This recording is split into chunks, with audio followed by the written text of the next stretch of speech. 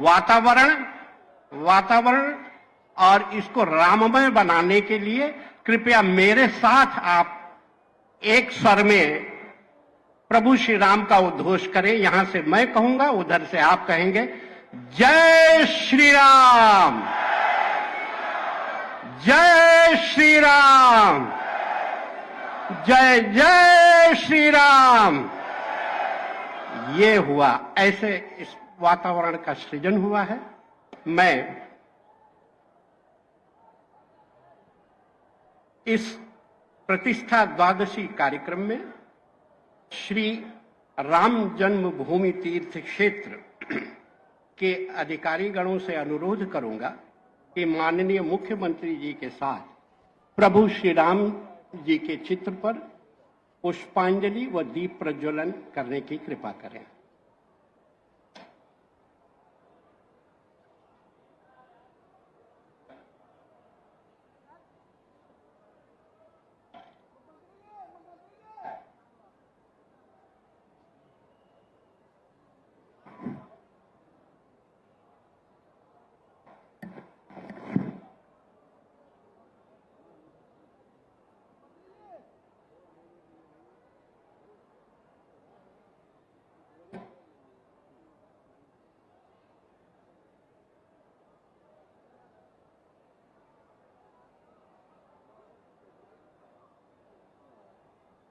समस्त विभूतियों द्वारा प्रभु श्री राम जी के चित्र पर दीप प्रज्वलन एवं पुष्पांजलि हमारे सनातन परंपरा के अनुरूप हम किसी भी कार्य का श्री गणेश अपने आराध्य को उनका आवाहन कर उनके प्रति दीप प्रज्वलन व पुष्पांजलि द्वारा आवाहन करते हैं। उसके बाद हम कार्यक्रम को आगे बढ़ाते हैं।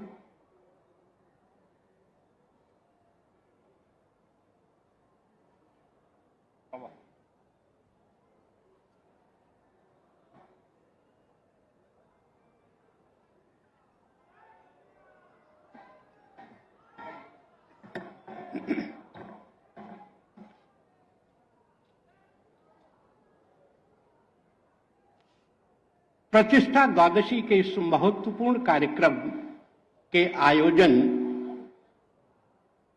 की योजना में प्रमुख आधार स्तंभों में से एक मैं डॉक्टर अनिल मिश्र जी से अनुरोध करता हूं कि कृपया वो पोडियम पर आएं और कार्यक्रम को आगे बढ़ाएं।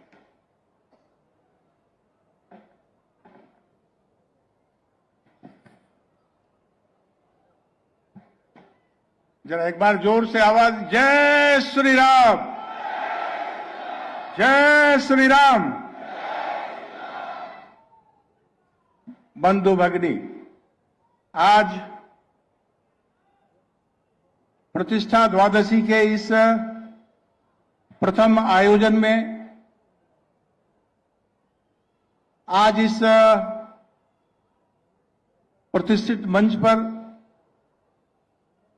उत्तर प्रदेश के माननीय मुख्यमंत्री पूज्य योगी आदित्यनाथ जी महाराज उपस्थित हैं। मैं आपका ट्रस्ट की तरफ से हार्दिक स्वागत, वंदन, अभिनंदन करता हूं। बंधुओं, एक प्रदेश के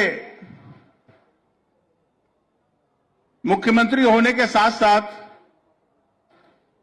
आप जिस पीठ से जुड़े हैं उस पीठ का श्री राम जन्मभूमि आंदोलन के साथ 3 पीढ़ियों का ऐसा नाता रहा है जो आज स्मरण कराने की आवश्यकता नहीं है, बल्कि जन जन ये जानता है कि आपकी 3 पीढ़ियां श्री राम जन्मभूमि मुक्ति आंदोलन के साथ जुड़ करके और आज इस अवस्था तक हम आज आपको यहां पाकर के आनंदित हैं कि प्रभु राम की प्राण प्रतिष्ठा के बाद 1 वर्ष हो गया है और इस 1 वर्ष पर आज हमने एक नई परंपरा की स्थापना किया है जिसका नाम है प्रतिष्ठा द्वादशी। ये प्रतिष्ठा द्वादशी प्रभु की प्राण प्रतिष्ठा के लिए पूज्य योगी आदित्यनाथ जी की उपस्थिति में आने वाले समाज जीवन के सभी पीढ़ियों को यह स्मरण दिलाएगा कि प्रभु राम की प्रतिष्ठा 500 वर्षों के संघर्ष के बाद स्थापित प्राण प्रतिष्ठा होने के बाद आज पहली का वार्षिक आयोजन है। आज इस अवसर पर आपका हमें मार्गदर्शन प्राप्त होगा। इसके साथ ही साथ हम आपके इस मुख्यमंत्रित्व काल के कार्यकाल का भी अगर स्मरण करते हैं तो हम पाएंगे कि उत्तर प्रदेश के जितने भी तीर्थ स्थान हैं, विक्रमादित्य और महारानी अहिल्याबाई जी के बाद उन तीर्थों के विकास की गाथा अगर इतिहासकार लिखना प्रारंभ करेंगे तो उसके बाद पूज्य योगी आदित्यनाथ जी का नाम निश्चित रूप से बिना लिखे उनसे रहा नहीं जाएगा और ये एक इतिहास बनने वाला है। आज इस कार्यक्रम में आपकी उपस्थिति ने हमें सभी ट्रस्ट और सभी सम्मानित बंधुओं को, जो मंच पर यह समृद्ध मंच उपस्थित है, आपने उपस्थित होकर के गौरवान्वित किया है। निश्चित रूप से आज आपका प्रेरणास्पद उद्बोधन आने वाली पीढ़ियों को राम मंदिर और इस 500 वर्षों के संघर्ष गाथा के साथ जोड़ेगा और कभी भी वो उसको याद करेंगे तो वो उनके लिए एक प्रेरणा प्रदान करने वाला होगा। आज के इस सम्मानित मंच पर हमारे बीच में ट्रस्ट के पूज्य दिनेन्द्र दास जी महाराज, निर्मोही अखाड़ा के श्री महंत उपस्थित हैं। मैं उनका भी स्वागत करता हूं। हमारे तीर्थ के सम्मानित संत, पूज्य सदस्य, विश्व प्रथम तीर्थ जी महाराज उपस्थित हैं। मैं उनका भी स्वागत करता हूं। श्रीमान चंपत राय जी, जो इस राम जन्मभूमि आंदोलन के साथ जुड़ करके इस मुक्ति की परंपरा को इस स्थान तक पहुंचाया है, ऐसे श्रीमान चंपत राय जी श्री राम जन्मभूमि तीर्थ क्षेत्र के महामंत्री, जो अभी हमने थोड़ा किया है, अभी आप इस गोरक्ष पीठ के नाथ संप्रदाय और पूर्वक्ष पीठ के इस राम मंदिर आंदोलन में सहभाग की भूमिका का हम सबको एक बार स्मरण दिलाएंगे। वो भी उपस्थित हैं। मैं उनका भी स्वागत, अभिनंदन, वंदन करता हूं। जनप्रतिनिधि के नाते हमारे बीच में श्री सूर्य प्रताप शाही जी, स्वतंत्र देव जी, यहां के महापौर और हमारे बीच में विधायकगण, श्री रामचंद्र जी रुदौली के विधायक हैं, श्री अभय सिंह जी बगल में गोसाईगंज क्षेत्र है उसके विधायक हैं, और श्रीमान अमित सिंह जी जो इधर सोहावल बीकापुर क्षेत्र है उसके विधायक हैं, और जिला पंचायत अध्यक्ष श्रीमती रोली सिंह जी उपस्थित हैं। मैं उनका भी स्वागत, अभिनंदन करता हूं, वंदन करता हूं। श्रीमान दिनेश जी और श्री गोपाल जी संघ के श्रेष्ठ वरिष्ठ प्रचारक हैं, इस मंच पर उपस्थित हैं। मैं उनका भी स्वागत, अभिनंदन करता हूं। श्री वेद प्रकाश गुप्ता जी नगर के विधायक हैं और इस आंदोलन के साथ भी बहुत दिनों से जुड़े हैं। मैं उनका भी स्वागत, वंदन, अभिनंदन करता हूं। श्री गोपाल जी संघ के प्रचारक हैं, राम मंदिर निर्माण के साथ हमारे साथ कदम से कदम मिला करके काम कर रहे हैं। मैं उनका भी स्वागत, अभिनंदन, वंदन करता हूं। शेष समृद्ध मंच पर उपस्थित अन्य महानुभावों का स्वागत करते हुए मैं आह्वान करता हूं श्रीमान चंपत राय जी का कि माननीय मुख्यमंत्री जी का स्मृति चिन्ह भेंट करके अपने पूज्य संतों के साथ उनका स्वागत करें। सादर निवेदन।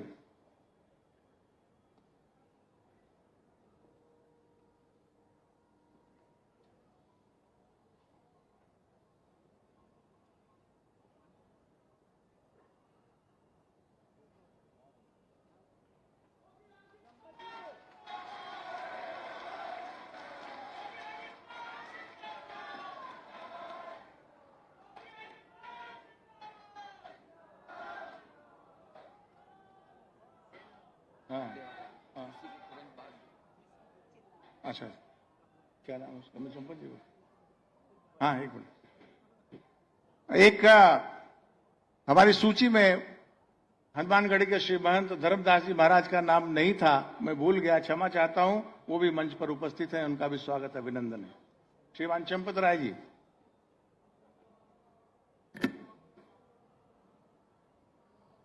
हमारे मुख्यमंत्री महोदय, मंच पर उपस्थित महंत धर्मदास जी महाराज, निर्वाणी अखाड़ा हनुमानगढ़ी महंत दिनेंद्र दास जी महाराज, अयोध्या बैठक निर्मोही अखाड़ा के महंत, अन्य सभी उपस्थित सज्जन वृंद, जो मुझे बोलना था उसके पहले मैं एक छोटा सा विषय और रखता हूं। हमारे मंच पर एक बालक आया है। इस बालक की आयु 6 वर्ष है और ये पंजाब के पाकिस्तान बॉर्डर पर फाजिल्का जिला, फाजिल्का का अबोहर कस्बा, उस कस्बे से 14 नवंबर को इसने दौड़ लगाना प्रारंभ किया।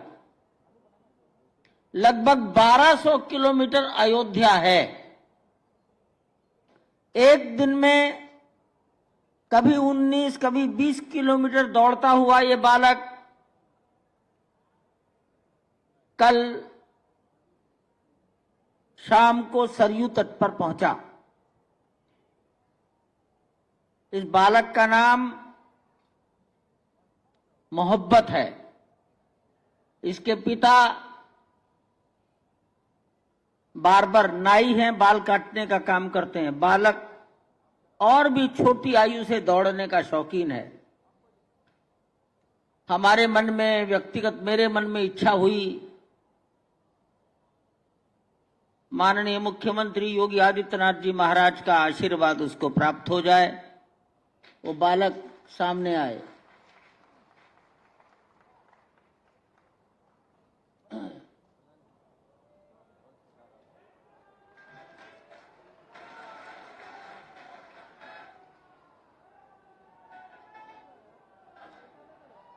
अभी भी कार सेवकपुरम से दौड़ लगाकर ही यहां तक आया है।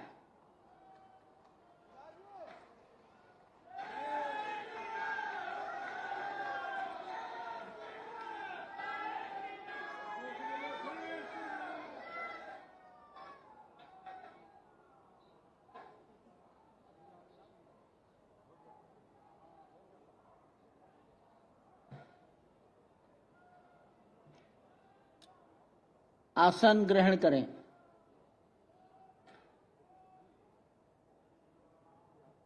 सज्जनों,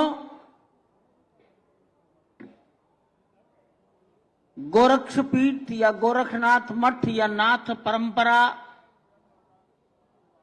इस देश की कम से कम 1000 साल से चली आ रही परंपरा है। प्रारंभ से ही इस परंपरा ने समाज में किसी के साथ भेदभाव नहीं किया। हमारा समाज अनेक प्रकार की जातियां, उपजातियों में उनके नाम से जाना जाता है, लेकिन नाथ परंपरा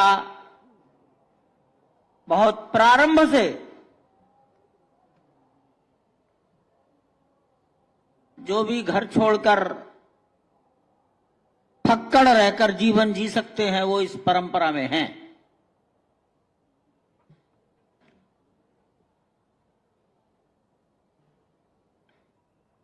इनका काम क्या था? अखाड़ों का काम क्या था? तो ये था अपने जीवन मूल्यों की रक्षा, मठ मंदिरों की रक्षा, तीर्थों की रक्षा। समय समय पर यह कार्य संपन्न हुआ।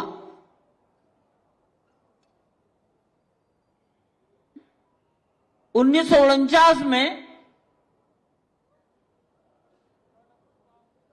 गोरखपुर की गोरक्षपीठ पर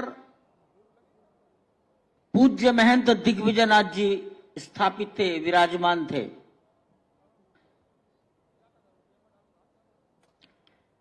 उन्होंने उस कठिन काल में दृढ़ रहकर समाज की रक्षा की।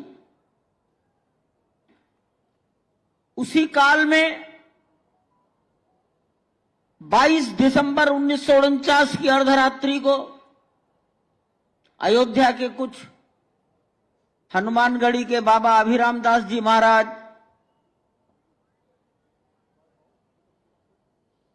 कुछ और संत, यहां के कुछ नौजवान, उन्होंने उस 3 गुंबदों वाले ढांचे को अपने कब्जे में ले लिया था। 22 दिसंबर 1949। इसके पीछे एक नेतृत्व चाहिए, एक समर्थन चाहिए, संबल चाहिए। तो वो संबल था उस समय, उस काल में पूज्य महंत दिग्विजयनाथ जी महाराज का।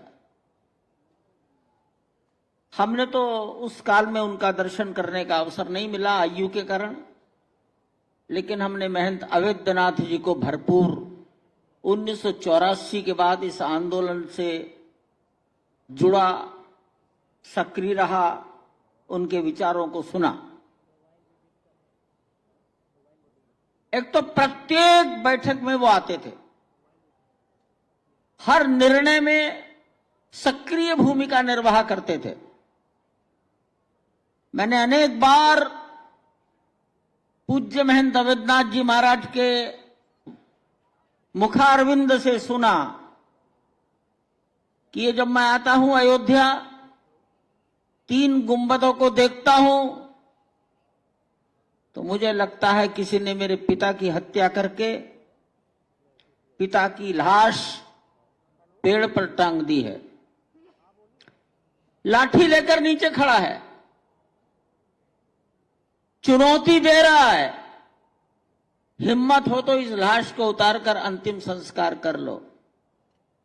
महंत अवैधनाथ जी महाराज कहा करते थे, 500 साल से लाश पेड़ पर टंगी है। ऐसी दर्द भरी दास्तान वो बोलते थे और हम जैसे नौजवान लड़के सुनते थे।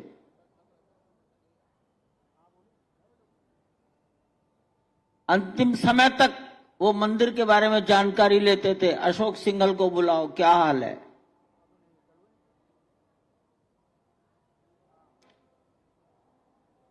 परंपराएं जब चलती रहती हैं तो एक पीढ़ी में आकर वो अपने जीवन का लक्ष्य प्राप्त कर लेती है।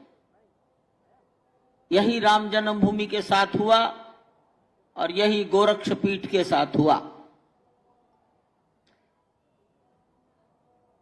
मेरे मन में, मैं अनिल जी, जब 2-4 लोग हम ट्रस्ट के बैठते हैं तो सहज मन में आता है, हमने सुना है कि पिता ही पुत्र के रूप में जन्म लेता है, तो शायद दिग्विजयनाथ जी ने ही योगी आदित्यनाथ जी के रूप में अवतार लिया है।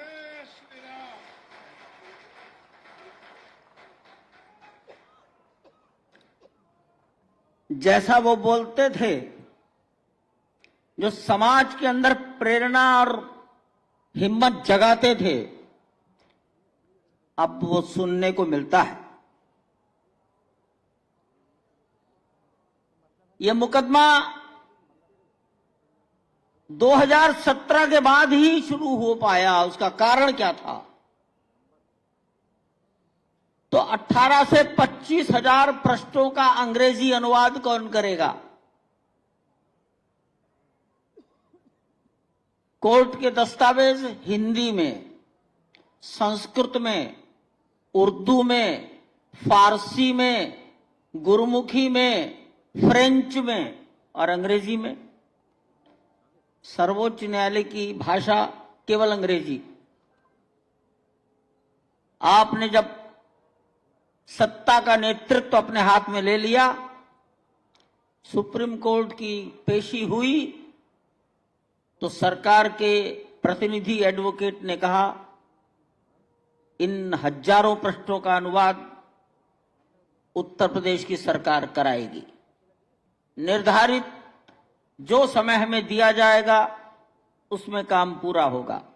ये उसका परिणाम है कि सर्वोच्च न्यायालय की कार्रवाई आगे बढ़ सकी, अन्यथा परमात्मा जाने, परमात्मा जाने।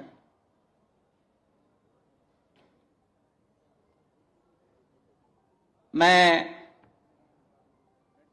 ये तो पता लगी गया कि हम चाहते हैं कि भारतीय कालगणना के अनुसार भारत में त्योहार होते हैं, तो प्राण प्रतिष्ठा का दिवस भी भारतीय कालगणना के अनुसार हो। भारतीय कालगणना में पौष शुक्ल द्वादशी, उस दिन भगवान विष्णु ने कूर्मा अवतार लिया था, कूर्म के रूप में, कूर्म जयंती है वो। और एक दिन पहले वो बैकुंठ एकादशी कही जाती है। ऐसे पवित्र दिन हम ये कार्यक्रम किया करेंगे। पहली बार सोचा है 3 दिवसीय कार्यक्रम, आपसे निवेदन किया, आपने स्वीकार किया। आपको ही मुख्य रूप से यहां पर अपनी भावनाओं का प्रकटीकरण करना है। समाज का हिम्मत, उत्साह बना रहे, निरंतर बना रहे, यह हम सबकी इच्छा है। मैं इन शब्दों के साथ अपनी बात को यहीं विराम देता हूं। आप सबको मेरा बारंबार प्रणाम। माननीय मुख्यमंत्री महोदय के श्री चरणों को मेरा प्रणाम।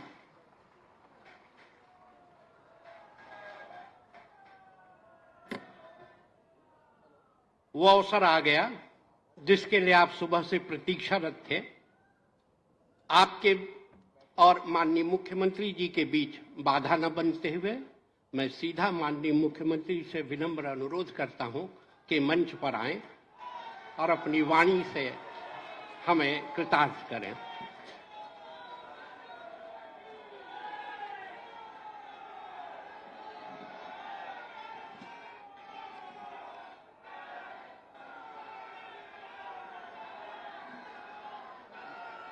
रामाय रामभद्राय रामचंद्राय वेद से रघुनाथाय नाथाय सीताय पते नमः। मेरे साथ बोलेंगे, बोलिए सीताराम भगवान की, सीताराम भगवान की, भक्त वत्सल भगवान की, हनुमान जी महाराज की, श्री हनुमान जी महाराज की, सरयू मैया की, सरयू मैया की। नमः पार्वती पतिये हर हर।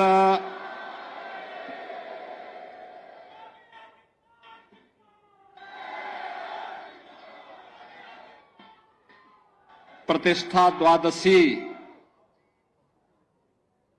कि आज के इस पावन आयोजन में मंच पर उपस्थित पूज्य संतजन महंत श्री दिनेन्द्र दास जी महाराज, महंत श्री धर्मदास जी महाराज, महंत ज्ञानी गुरजीत सिंह जी,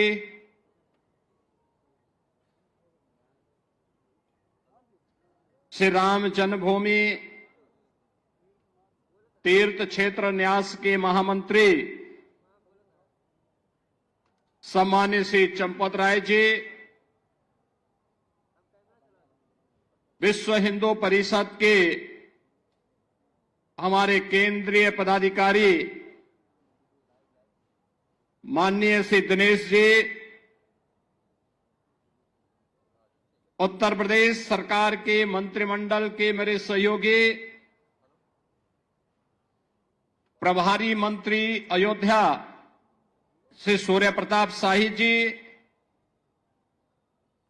जल शक्ति मंत्री श्री स्वतंत्र देव सिंह जी,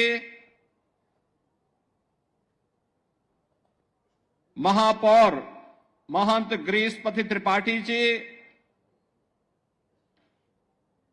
जिला पंचायत अध्यक्ष श्रीमती रोली सिंह जी, माननीय विधायकगण श्री वेद प्रकाश गुप्ता जी,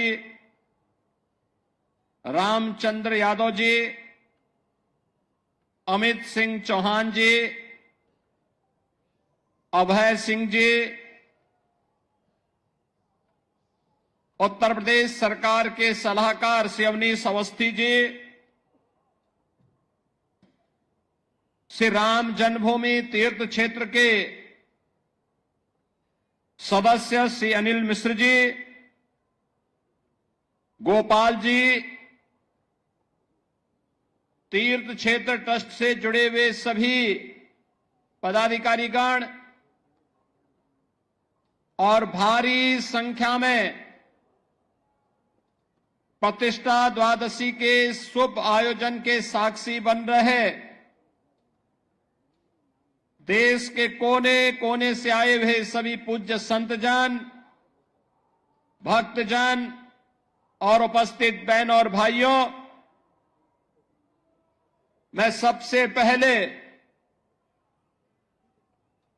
आपको, पूरे प्रदेशवासियों को, पूरे देशवासियों को और हर राम भक्त को प्रतिष्ठा द्वादशी की हृदय से बधाई देता हूं। उन सबके प्रति, आप सबके प्रति अपनी मंगलमय शुभकामनाएं भी व्यक्त करता हूं। हिंदू पंचांग के अनुसार आज ही के दिन ठीक 1 वर्ष पहले देश के यशस्वी प्रधानमंत्री आदरणीय श्री नरेंद्र मोदी जी के कर कमलों से 500 वर्षों का इंतजार समाप्त करते हुए श्री राम जन्मभूमि पर प्रभु श्री राम लला का मूर्ति प्राण प्रतिष्ठा का कार्यक्रम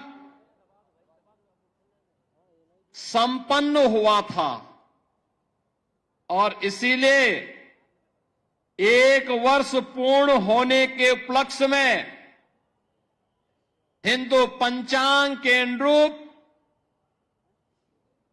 श्री राम जन्मभूमि तीर्थ क्षेत्र न्यास के द्वारा आज प्रतिष्ठा द्वादशी के रूप में, यानी पौष शुक्ल द्वादशी की इस पावन तिथि को आज प्रतिष्ठा द्वादशी के रूप में आयोजित करते हुए त्रिदिवसीय इस आयोजन का शुभारंभ किया गया है। स्वाभाविक रूप से 500 वर्षों का इतिहास और यह इंतजार, जिनकी दूरदर्शिता से संपन्न होकर के आज इस गौरव की अनुभूति हम सबको, हर राम भक्त को करा रही है, ऐसे देश के यशस्वी प्रधानमंत्री श्री नरेंद्र मोदी जी के प्रति सबसे पहले कृतज्ञता ज्ञापित करते हुए हम सब हृदय से आभार व्यक्त करते हैं।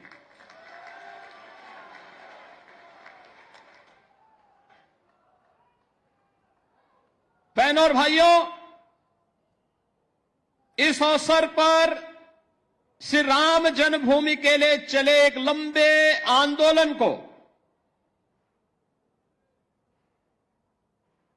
जो संविधान के दायरे में रह करके लोकतांत्रिक तरीके से जिस आंदोलन को एक मंच पर सजोने का काम राष्ट्रीय स्वयंसेवक संघ के मार्गदर्शन और नेतृत्व में श्रद्धेय अशोक सिंघल जी ने आगे बढ़ाने का कार्य किया था, आज उनकी स्मृतियों को भी नमन करते हुए उन्हें मैं विनम्र श्रद्धांजलि अर्पित करता हूं। बहन और भाइयों, यहां पर जो बात अभी माननीय चंपत जी कह रहे थे, 22 दिसंबर 1949 रामलला का अपनी जन्मभूमि में प्रकटीकरण होना, जो इस पूरी लड़ाई की पृष्ठभूमि को आगे बढ़ाता हुआ आज इन स्थितियों में पहुंचा कि हम 1 वर्ष की प्राण प्रतिष्ठा के कार्यकाल के उपरांत आज यहां पर एकत्र होकर के इस मंगल गान के साथ अभिभूत होकर के गौरव की अनुभूति कर रहे हैं। लेकिन इसके उपरांत भी अनेक ऐसी तिथियां आई जिन्होंने हर भारतवासी के सामने अग्नि परीक्षा के इस दौर से उसे ले जाते हुए न्याय संगत तरीके से मर्यादा के अनुसार धैर्य के अपनी अग्नि परीक्षा देते हुए हर भारतवासी गुजरा। लेकिन ध्येय सबका एक ही था, अयोध्या में से राम जन्मभूमि पर प्रभु रामलला का विराजमान हो, हर हाल में विराजमान हो। और इसके लिए इसका शुभारंभ होता है 9 नवंबर 2019 को, जब भारत की न्यायपालिका ने संवैधानिक तरीके से सर्वसम्मत से यह निर्णय सुनाया कि अयोध्या में जहां पर विवादित ढांचा था वह राम जन्मभूमि है और वहां पर एक ट्रस्ट गठित करते हुए प्रभु श्री रामलला के भव्य मंदिर के निर्माण का मार्ग प्रशस्त होना ही चाहिए। बहनों और भाइयों, यह कार्य संपन्न होने के उपरांत 5 अगस्त 2020 को इसी अयोध्या धाम में आकर के देश के यशस्वी प्रधानमंत्री श्री नरेंद्र मोदी जी ने आकर के प्रभु श्री राम लला के भव्य मंदिर के कार्यक्रम का शुभारंभ किया और उसके उपरांत 22 जनवरी 2024 अगर हिंदू पंचांग के अनुसार हम देखें तो पौष शुक्ल द्वादशी के दिन, आज ही के दिन, आदरणीय प्रधानमंत्री जी ने देश भर से आए हुए हर तबके के नेतृत्व वर्ग की उपस्थिति में पूज्य संतों के सानिध्य में 500 वर्षों का इंतजार समाप्त करते हुए रामलला को उनकी जन्मभूमि में प्रतिष्ठित कराने का काम किया था। रामलला का प्राण प्रतिष्ठा का एक कार्यक्रम संपन्न होने के उपरांत लाखों की संख्या में श्रद्धालु जन अयोध्या धाम में पधार रहे हैं। एवरेज अयोध्या का प्रतिदिन अयोध्या में 1.5 से 2 लाख श्रद्धालुओं का आगमन अयोध्या धाम में हो रहा है। 1 से 1.5 लाख राम जन्मभूमि में दर्शन कर पाते हैं। बहुत सारे लोग अन्य धामों में दर्शन करते हुए कुछ इंतजार करते हैं, कुछ जाते हैं, फिर अन्य कार्यक्रमों के बाद फिर आयोजन में भागीदार बनते हैं। आज अयोध्या जिस रूप में हम सबके सामने है, आपने देखा होगा, यह अवसर हम सबके लिए किस रूप में आया। किसी ने सोचा था अयोध्या के बारे में? कोई सोचता था 1 वर्ष पहले, 5 वर्ष पहले, 10 वर्ष पहले कोई सोचता था कि हमारा अयोध्या दी इस रूप में इसका अधिकारी है, इसको यह अधिकार प्राप्त होना चाहिए? 2014 के पहले, 2017 के पहले इस अयोध्या में बिजली भी नहीं मिलती थी। 3 से 4 घंटे बामुश्किल बिजली। स्वच्छता की कोई कहीं अता पता नहीं था। राम जी की पेड़ी में वहीं पर सरयू जी का जल सड़ता रहता था। हजारों वर्ष पहले लंका पर विजय प्राप्त करने के उपरांत भगवान श्री राम पुष्पक विमान से अयोध्या धाम पधारे थे और हजारों वर्षों के बाद भी विज्ञान जब इतना प्रगति कर चुका है तब भी अयोध्या में कोई एयरपोर्ट नहीं था जहां पर कोई फ्लाइट लैंड कर सके। लेकिन आज अयोध्या के पास अपना इंटरनेशनल एयरपोर्ट है। अयोध्या की सड़कें त्रेता युग का स्मरण करा रही हैं। 4 लेन 6 लेन की सड़कें, सरयू मैया के घाट पूरे देश को अपनी ओर आकर्षित करते हैं। राम जी की पेड़ी, अब सरयू जी का जल वहीं पे सड़ता नहीं है बल्कि एक ओर से आता है, दूसरी ओर से वापस सरयू मैया में लौट करके श्रद्धालुओं को पुण्य का लाभ प्रदान कर रहा है। आज तो आप कहीं भी जाएंगे अयोध्या में, अयोध्या अयोध्या होने का एहसास कराता है। आज हमारी अयोध्या देश की पहली सोलर सिटी बन चुकी है। पहली सोलर सिटी, सूर्य वंश की राजधानी है, पहली सोलर सिटी अयोध्या बन चुकी है। ये जो बिजली यहां दिखती है ना, जलती है स्ट्रीट लाइट के रूप में घरों में, ये किसी थर्मल पावर स्टेशन से नहीं, किसी हाइड्रो पावर स्टेशन से नहीं, बल्कि सूर्य की रोशनी से जो ऊर्जा पैदा होती है उससे ये बिजली जलती है और उसी बिजली को पूरी अयोध्या उसी का उपयोग करता है। ये नई अयोध्या, नए भारत का नया उत्तर प्रदेश है, तो नए उत्तर प्रदेश की नई अयोध्या अपने तीर्थ होने के गौरव के साथ पूरे देश को अपने साथ जोड़ रही है। लेकिन क्या यह अचानक हो गया? एक दिन में हो गया? नहीं, इसके लिए एक लंबे संघर्ष को आगे बढ़ाना पड़ा था। जो मैंने पहले भी बताया, दर्जनों पीढ़ियां चली गई, एक ही कामना थी और वह थी अयोध्या में हम अपने प्रभु रामलला को विराजमान होता हुआ देख सके। सबकी एक ही तमन्ना थी। अधूरी कामना के साथ पूज्य संतों का, भक्तों का चला जाना, लेकिन संकल्प उनका इतना दृढ़ था कि उस संकल्प को पूरा करने के लिए हम सब सौभाग्यशाली हैं कि इन तिथियों को अपने इन भौतिक चक्षुओं से देखने का सौभाग्य हम सबको प्राप्त हुआ है।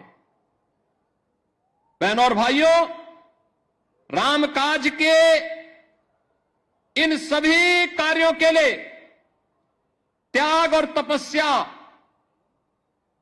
पूज्य संतों की थी, राम भक्तों की थी और उन अनगिनत राम भक्तों, कार सेवकों, पूज्य संतों, उन सब के हम सचमुच ऋणी हैं,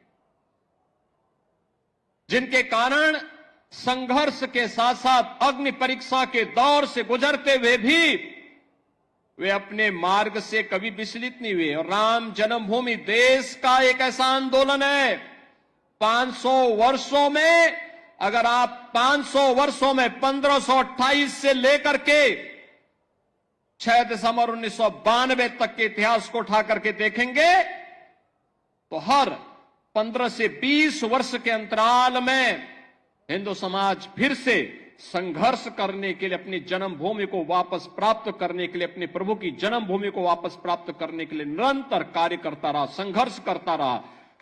जिस भाषा में शासन तंत्र समझता था उस भाषा में उन्हें समझाने के लिए वह कार्य कर रहा था।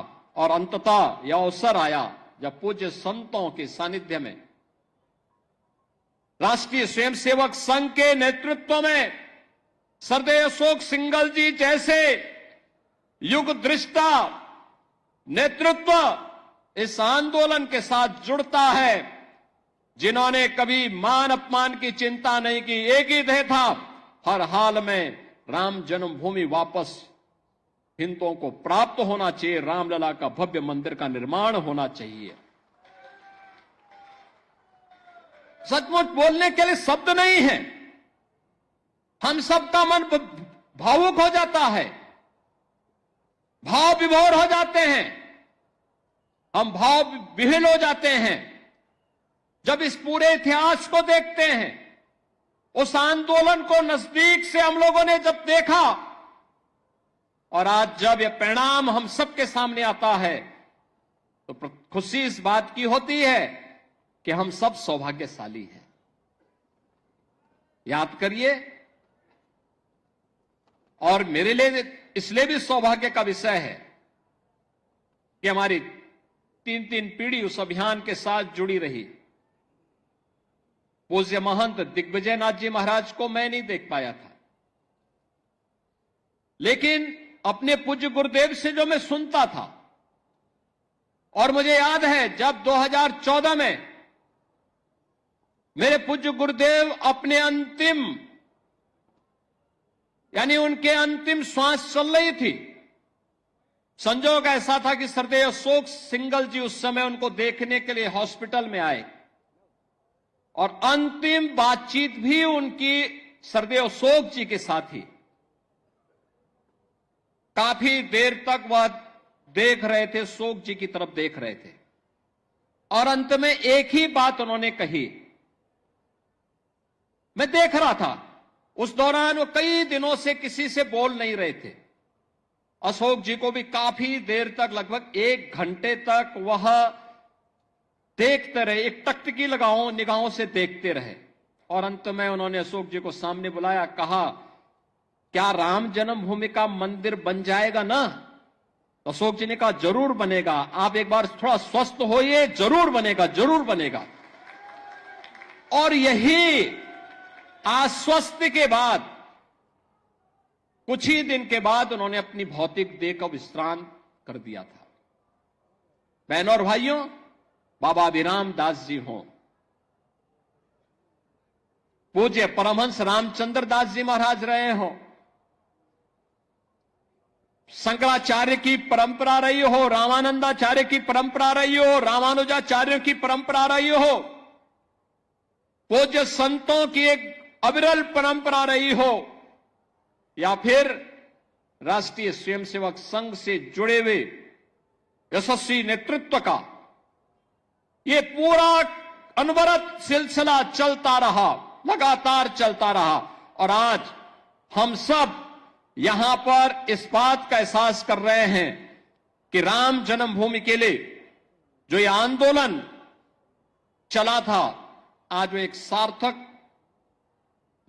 लक्ष्य की ओर आगे बढ़ते हुए किस रूप में जा रहा। जो भी अयोध्या आता है, कोई भी आता है, दुनिया के अंदर कोई भी आता है, वह व्यक्ति अभिभूत होकर के जाता है। जिसने 5 वर्ष पहले, 10 वर्ष पहले अयोध्या देखी होगी, आज जब अयोध्या आता तो उसको पहचानने में कठिनाई होती, कहता वाह, अयोध्या तो अब त्रेता युग का एहसास करा रही है। और हम कह सकते हैं अभी 1 साल 2 साल और देखें, जब ये पूरा परिसर, राम जन्मभूमि का पूरा परिसर अपने भव्य रूप में आएगा तो दुनिया का सुंदरतम नगर के रूप में, सबसे आध्यात्मिक, सबसे धार्मिक, पुरी के साथ साथ धाम के रूप में, दुनिया की सबसे वैभवशाली नगरी के रूप में हमारा अयोध्या धाम विकसित होने जा रहा है, उस ओर आगे बढ़ रहा है। श्री राम जन्मभूमि तीर्थ क्षेत्र न्यास ने पिछले 4 वर्ष के दौरान न दिन देखा, न रात देखा, न धूप देखी, न बरसात देखी, सबकी परवाह, किसी की भी परवाह किए बगैर केवल एक ध्येय के साथ कि रामलला की प्राण प्रतिष्ठा के कार्यक्रम के साथ जुड़ने के साथ ही मंदिर को भव्य स्वरूप देकर के कोटि कोटि राम भक्तों के अनुरूप यहां पर उस प्रकार की व्यवस्था देना है और उसके लिए न्यास निरंतर अहर्निश लग करके उसके लिए कार्य कर रहा है। बहनों और भाइयों, भक्तों की इच्छा के अनुरूप भले ही वहां पर सुविधाओं को आगे बढ़ाने का काम जिस मजबूती के साथ चल रहा है, पूरा परिसर एक बार भव्य रूप में आ जाएगा तो सचमुच सनातन धर्म के धार्मिक स्थलों को किस रूप में भव्य होना चाहिए, वह दृश्य श्री राम जन्मभूमि का यह भव्य मंदिर सनातन धर्म के सभी स्थलों के लिए एक नई प्रेरणा का केंद्र बिंदु बनने वाला है और उसके लिए हम सबको अपने आप को तैयार करना। आज का जब हम यहां पर प्रतिष्ठा द्वादशी के अवसर पर आए हैं तो बहनों और भाइयों, हमारे सामने बहुत सारे लक्ष्य हैं। एक चीज हम सबको इस बारे में ध्यान रखना होगा और वह इस बात को लेकर के रखना होगा कि किन कारणों से वे कौन सी परिस्थितियां थी कि समाज बटा हुआ था और हमारे पूज्य आराध्य देव स्थल अपमानित हो रहे थे। अगर हम जाति के नाम पर और तमाम अन्य वादों के आधार पर विभाजित रहेंगे तो इस प्रकार की अपमानजनक स्थितियों का सामना हम सबको निरंतर करना पड़ सकता है और इसलिए आज की आवश्यकता वही है जो न केवल हमारे वर्तमान को बल्कि भविष्य को भी सुरक्षित रख सकता है। उस एकता के सूत्र में बांधने के लिए, राष्ट्रीय एकात्मता के लिए कार्य करने के संकल्प के साथ जब हम जुड़ेंगे, याद रखना राष्ट्रीय एकात्मता की कड़ी मजबूत होगी, सनातन धर्म भी मजबूत होगा, देश भी मजबूत होगा, हम सब भी मजबूत होंगे। लेकिन अगर हमारा देश कहीं किन्हीं कारणों से आपस में ही विभाजित होकर के कमजोर होगा, जातीयता की खाइयां चौड़ी होंगी, क्षेत्र और भाषाई आधार पर हम विभाजित होंगे तो इसका खामियाजा सबसे पहले हमारे पूज्य धर्म स्थलों को ही भुगतना पड़ेगा, बहन और बेटियों को ही भुगतना पड़ेगा। उस प्रकार की स्थिति हम सबके सामने दोबारा न होने पाए, या एक नया संकेत भी द्वादश प्रतिष्ठा का यह आयोजन हम सबको, प्रतिष्ठा द्वादशी का यह कार्यक्रम हम सबको इस नई प्रेरणा के साथ आगे बढ़ने के लिए प्रेरित कर रहा है। और इस अवसर पर मैं आप सबसे यही आह्वान करूंगा, मैं एक यही आह्वान करूंगा कि प्रतिष्ठा द्वादशी हम सबको राष्ट्रीय एकात्मता को मजबूती प्रदान करने के लिए आह्वान कर रही है। और प्रधानमंत्री मोदी जी ने प्राण प्रतिष्ठा समारोह के दिन, आज के ठीक 1 वर्ष पहले, देशवासियों से यही आह्वान किया था कि राम तो हमारे लिए राष्ट्र के प्रतीक हैं, राम है तो राष्ट्र है और राष्ट्र है तो राम है, दोनों को अलग करके नहीं देखा जा सकता है, दोनों एक दूसरे के पूरक हैं। उत्तर से दक्षिण तक, पूरब से पश्चिम तक, इन्हीं आराध्य देवों के कारण आज वर्तमान भारत है। और इस नए भारत को आज जिस दिशा में प्रधानमंत्री मोदी जी के नेतृत्व में आज आगे बढ़ाया जा रहा है, इसके लिए हम सबकी जिम्मेदारी बनती है कि हम सब उस अभियान का हिस्सा बने, उस अभियान का हिस्सा बने। याद रखना, सत्य को अधिक दिनों तक कोई धुंधला करके नहीं रख सकता है, सत्य एक दिन सबके सामने उजागर होगा और सत्य का उजागर होना ही अयोध्या में राम जन्मभूमि पर प्रभु रामलला के भव्य मंदिर के निर्माण के रूप में हम सबके सामने सत्य के रूप में देश और दुनिया देख रही है। राम जन्मभूमि में प्रभु राम का यह भव्य मंदिर का निर्माण दुनिया में दबी कुचली सभ्यता और संस्कृति के लिए एक नया संदेश भी है। लोकतांत्रिक तरीके से, संविधान सम्मत तरीके से भी अपने अधिकार लिए जा सकते हैं। यह अधिकार अयोध्या में राम जन्मभूमि के लिए हुए अनगिनत बलिदान और उन सब मूल्यों के साथ अग्नि परीक्षा के दौर से बार बार गुजरने के बावजूद भी अपना धैर्य न खोना इस अभियान का हिस्सा रहा है। हम सब निरंतर इस पथ के अनुगामी बनेंगे इस विश्वास के साथ। परसों से प्रयागराज की धरती पर महाकुंभ का भी आयोजन होने जा रहा है और प्रयागराज में भी जैसी सुविधा अयोध्या धाम में है ऐसी भव्य सुविधा प्रयागराज में भी सबको प्राप्त होने वाली है।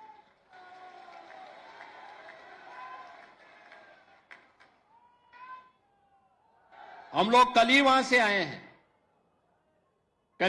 आए हैं, पूरी व्यवस्था देख करके, अंतिम स्वरूप दे करके। और आप देखिए कुंभ का मतलब, महाकुंभ का मतलब क्या होता है। देखिए, श्रद्धावान लभते ज्ञानम, आपकी श्रद्धा है तो बुद्धि ईश्वरीय शक्तियां अपने आप दे देती हैं। और वही आज आपको वहां पर प्रयागराज में देखने को मिल रहा होगा। प्रयागराज में जिस रूप में एक बार फिर से महाकुंभ का आयोजन जिस भव्यता के साथ, जिस दिव्यता के साथ, आस्था और आधुनिकता के संगम के रूप में प्रयागराज की धरती में देखने को मिल रहा है, मैं आप सबसे भी कहूंगा एक बार जाकर के त्रिवेणी में जाकर के, अयोध्यावासी तो मां सरयू का यहां पे स्नान करते होंगे, यहां पे मां सरयू का आशीर्वाद से यह कृपा तो उन पर बनी रहती है। संगम में जाकर के एक बार जरूर देखिएगा व्यवस्था कैसे होनी चाहिए, कैसे सिस्टम अपने आप पूरी व्यवस्था को आगे बढ़ाता है और सनातन धर्म का गौरव कैसे आगे बढ़ेगा। इन सब का एक मूर्त रूप आपको वहां पर भी देखने को मिलेगा। इस अवसर पर मैं आप सबको आज प्रतिष्ठा द्वादशी की, आने वाले 14 जनवरी को मकर संक्रांति की और 13 जनवरी से 26 फरवरी तक महाकुंभ का जो आयोजन प्रयागराज की धरती पर आयोजित हो रहा है, इस पूरे आयोजन के प्रति भी मैं आप सबको हृदय से अभी से बधाई देता हूं, अपनी शुभकामनाएं देता हूं और विश्वास व्यक्त करता हूं कि आप भी प्रयागराज जाकर के एक बार त्रिवेणी में जरूर पावन संगम पे डुबकी लगा करके पुण्य के भागीदार बनेंगे। आप सबके प्रति मेरी मंगलमय शुभकामनाएं। श्री राम जन्मभूमि तीर्थ न्यास को आयोजन के लिए हृदय से धन्यवाद देते हुए अपनी वाणी को देता हूं विराम। मेरे साथ बोलेंगे जय जय सीताराम।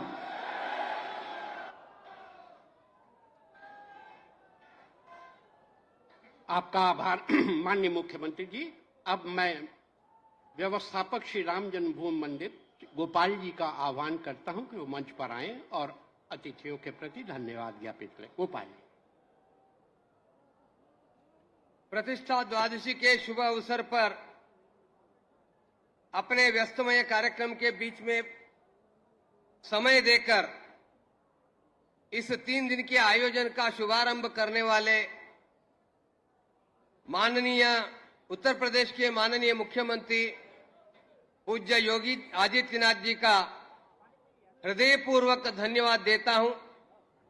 आप बार बार अयोध्या आते हैं और मंदिर के हर कार्य में सुयोग्य मार्गदर्शन करते हैं। उनके द्वारा ही अयोध्या का विकास, तीर्थ क्षेत्रों का विकास हो रहा है। उनको बार बार प्रणाम।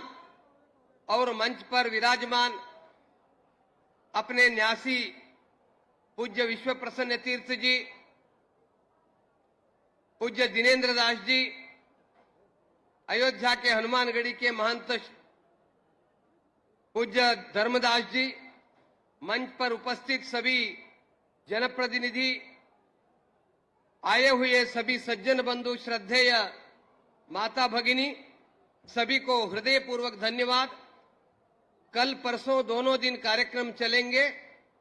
प्रवचन सत्र तथा कथा, शाम को सांस्कृतिक संध्या के सभी कार्यक्रम में आप सब भागी होकर श्री राम जी का कृपा पात्र बने। उसके साथ साथ यहाँ आज से भंडारा भी शुरू हुआ है। सभी बंधु राम जी का प्रसाद भी स्वीकार करें, यह विनंती के साथ मेरी वाणी को विराम देता हूं। सभी को धन्यवाद। जय श्री राम।